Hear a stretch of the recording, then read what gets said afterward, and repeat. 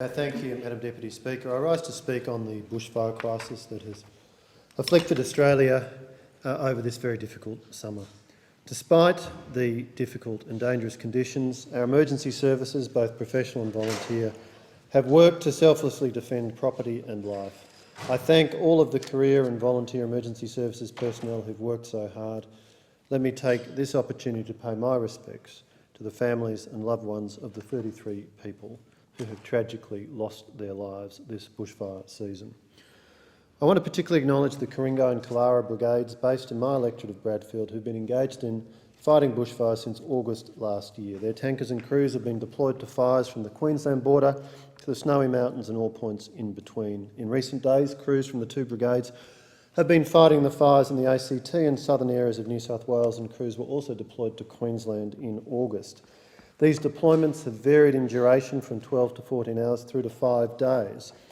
The 4 Killara and Ku-ring-gai tankers were the first RFS units on the scene at the Turramurra fires that occurred on the first of Sydney's catastrophic fire danger days. Fortunately, that fire was quickly contained with the assistance of multiple strike teams and air assets, including a C-130 air tanker.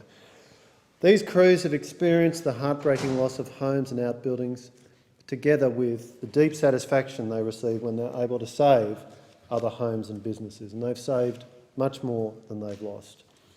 In addition to their deployments, these brigades have had crews on standby during total fire bans and days of elevated fire danger in the Sydney region. Brigade members have also undertaken extensive community engagement activities, including educating Ku-ring-gai residents about the risks of bushfire.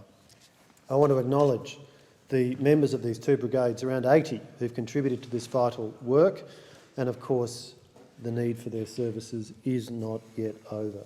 Andrew Wilson is the captain of Killara Rural Fire Brigade, Nick Lyons the captain of Ku-ring-gai Bush Fire Brigade.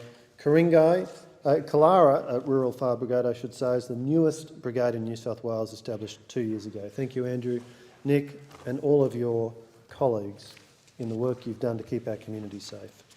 As Minister for Communications, Cyber Safety and the Arts, I've engaged closely with the communications sector as it has responded to the bushfires and their effects.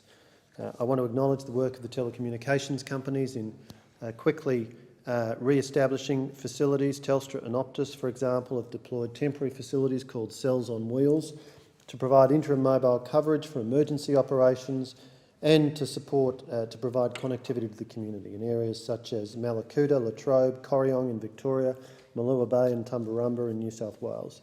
They've also provided satellite phones which have been distributed to rural fire services in bushfire-affected areas. Let me acknowledge the work of NBN Co, which has worked very hard to provide temporary broadband and Wi-Fi services delivered over its national satellite network to more than a dozen evacuation centres around the country. Let me particularly acknowledge the ABC and their very important work in transmitting emergency information to Australian communities, including during the current bushfire season. Many Australians, and particularly those in regional Australia, turn to their local ABC radio station to provide up-to-date and vital information. Following extensive damage to infrastructure used in their broadcast network, the ABC installed a temporary radio and television broadcast facility to restore transmission to areas such as Bateman's Bay, Maria, Bega, Eden and Narooma. I had the chance to visit the temporary facility at Round Hill near Bateman's Bay just a week or two ago. I also had a chance to visit the damaged Telstra and Optus base station at Malua Bay, where I saw the damage that was done. The equipment hut, somewhat damaged, the expensive electronics inside, obviously completely out of service due to the intense heat.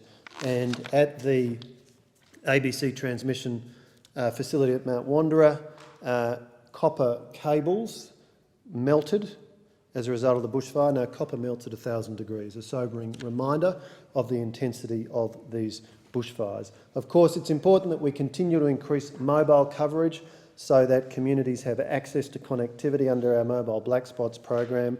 Some 1,047 mobile base stations have now been funded, of those 780 completed, and I'm pleased to say over 90 in areas affected by the recent severe bushfires. I pay tribute to Australians who have worked through these bushfires, and particularly our emergency services.